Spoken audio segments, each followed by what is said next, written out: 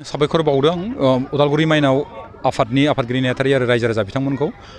दिनै फैयै फैयै गोबाव सम जाबायमोनबाबो जेठ मास हाबबायबाबो बिथांमोना जोंनि बर'नि जिखिनि आसारखान्थि बे आसारखान्थिखौ लाखिनायनि असिलाजों रंजालि बैसागुखौ बिथांमोना खुंफुंदों आरो बेयाव गाहाय आलासि महरै बाहागो लानानै जोबोर गोजोननाय मोन्दों। आसा खालामो बिथांमोननि गामिनि जिखिनि साननाय हनाय बिथांमोननि जिखिनि नाजानाय बर'नि जिखिनि आसारखान्थि बा बैसागुखौ फोथांनानै लाखिनो हानाय बियो जाफुंगोन आरो लोगोसे बिथांमोननि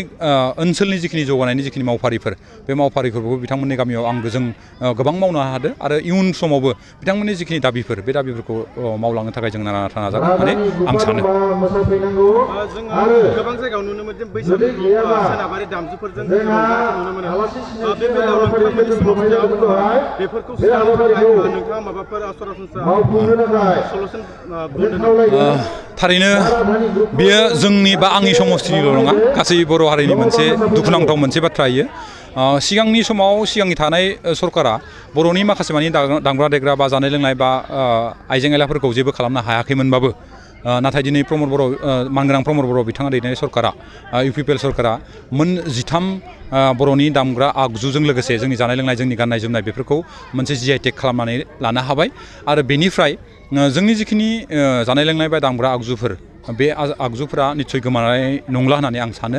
आरो सिगां समाव आथिखालावबो दासिमबो बे अबस्थाया जाबाय थादों। सोनाबारि माखासे मानि दामग्रा आगजुफोरखौ लानानै सोनाबारि माखासे मानि हारिमुवारि जिखिनि नेमखान्थिफोरखौ जोंनि जिखिनि बैसागु मोसानाय फोरबोफोराव बा खुगा मोसानाय जिखिनि आसार खान्थिफोराव लगाय मोनदेर खालामनानै माखासे मानि बाहायनायखौ जों नुनो मोनबोदों। आं मोनफ्रोमबो बैसागो फांसनाव थांनानै बे बाथ्राखौनो बुंबोदों जे जोंनि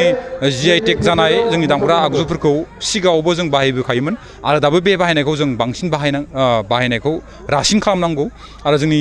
गाननाय जोमनाय जोंनि जानाय लोंनाय जोंनि जिखिनि दामग्रा आगजुफोर बेखौ थिग लाखिनानै अराय समबो जोंनि हारिमुवारि सोमोन्दो थानाय माखासे मावफारिफ्राव बेखौ बाहायलांनांगोन होननानै आं खावलायबोनाय जादों आरो आसा खालामो खम समनि गेजेरावनो नैफोरबायदि हाबाफारिया लासै लासै जोंनि गेजेराव जिहेतु मोनसे मोजां फारसे सोलायनाय फैदो बे सोलायनायनि गेजेरजों जोंनि दामग्रा आगजु जोंनि जानाय लोंनाय आसार खान्थिजों सोमोन्दो थानाय जोंनि गाननाय जोमनाय बे गाननाय जोमनाया निस्सय बर' हारिनि गेजेराव मोनसे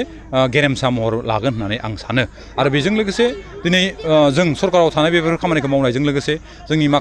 माहारियारि आफादफोराबो बर' थुनलाइ आफादनिफ्राय लानानै बर' फरायसा आफादनिफ्राय लानानै बेफोरबायदि आफादफोराबो गोबां जोंनि हारिमुखौ लाखिनो थाखाय गामि गामि माखासे मानि सांग्रांथि बा फोरोंनाय जिखिनि मावबादाफोर बे मावबादाफोरखौ जों लाबाय थानायखौ जों नोजोराव गोग्लैदो आरो आसा खालामो खम समनि गेजेरावनो जों मोनसे सोलायनायखौ मोनबोगोन होननानै जों सानना लानो हायो आरो। नाथायबो जोङो ससियेल मिडियायाव नुबाय थादों जे बर'नि मोसानायखौ गुबुन हारिफोरा डिसिप्लिन गैयै जोङो खालामनायखौ नुनो मोन्दों। बेवहाय नोंथांनि बांबुथिया मा जागोन? जोंबो नुनो मोनदों ससियेल मिडियायाव गुबुन हारिनि सुबुंफोरा जोंनि दामग्रा आगजुफोरखौ लानानै जोंनि गाननाय जोमनायफोरखौ लानानै बायदिसिना खालामनायफोरखौ आं जोंनि हारिमु बिथिंनि जिखिनि आफादफोर बा जोंनि माहारियारि जिखिनि आफादफोर दं बिथांमोना निस्सय बिथांमोनजों सावरायनानै मोनसे मोजां सलुसन लाबोनो हागोन होननानै आं सानो आरो आंनिफ्रायबो थोंजोङै बिथांमोनखौ आं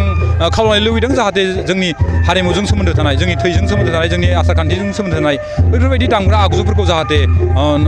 बायदिसिना सोनाबारि मोसानाय मुसुरनाय बेफोरजों लगाय मोनदेर खालामनानै जाहाथे जोंखौ लासिं सिं खालामा बा जोंनि दामग्रा आगजुफोरखौ जानला मानला बाहाया बेखौ बिथांमोनखौबो आं खावलायो इयुन समफोराव जाहाथे बिदिया जाया। गोजोनथाव खौरां नोंथांमोननि थाखाय लानानै फैदों MRM मेम'रियेल हस्पिटालाव गोबां बेमार फाहामथाय होनायनि खाबु।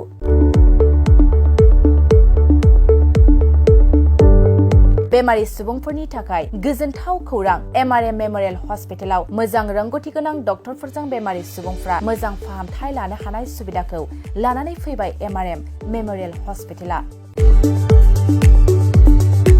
क'क्राझार सहरनि पुलिस पइन्ट आरो अमश्री हटेलनि साखाथियाव थानाय बयजोंबो मिथिसार जानाय MRM मेम'रियेल हस्पिटाला गोबां फेसिलिटिस खाबुफोर फोसावदों। MRM मेम'रियेल हस्पिटालनि फेसिलिटिफ्रानो जाबाय critical care, medicine, emergency medicine, paediatrician, pathologist, general medicine, diabetologist, OBS and gyno, cardiology, general surgeon, neuro surgery, advanced laparoscopic ENT surgery department, ophthalmologist, surgical, gastroenterologist, neuro psychiatry, onco surgery department, department, dermatologist, orthopaedics, residential medical officer, inter facility unit, physiotherapy, radiologist, histopathological department, urologist, emergency department, CT scan, x-ray, pathology department, vaccinator department आरो MRM memorial हस्पिटालाव 24 घन्टा जेब्लाबो खुलाय थागोन। लांलाय लाबोलायनि एम्बुलेन्सनि सुबिदायाबो 24 घन्टा थागोन। गोबां बाथ्रा मिथिनो थाखाय नैबे 9854 081 948 936 550 2048